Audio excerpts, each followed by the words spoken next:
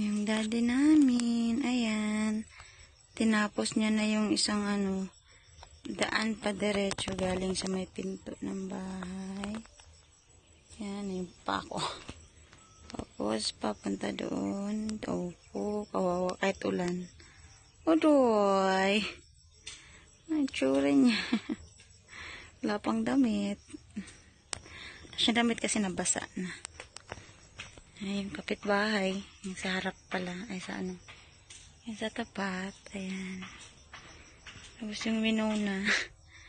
Odoy, kahiga siya sa may tatira na amakan. Tapos si Trisha nasa duyan. Tulog din. Dito kami nang halian. Tapos si Mother Earth nasa likod ata. Naggunat din. Ayun, hindi ko siya makita malayo. Sa likod ng saging. Ayun, si Mother Earth. Kanya-kanyang diskarte.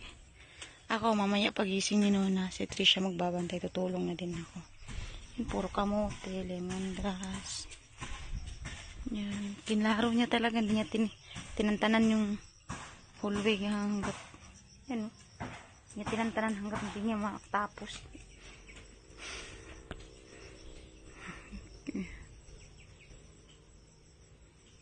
Pagsipagan daw siya. Kahit maulan, pag tumigil ang ulan, banat na naman siya. Yun siyang, kaya nandyan naman siya. Kita na yung kapitbahay. Sipagsipagan ang daddy party.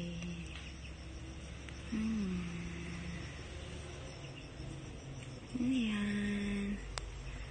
Tapos harap ng lot 6, may kubo silang nilagay. Ayan. Tapos may dinala akong mga pinya.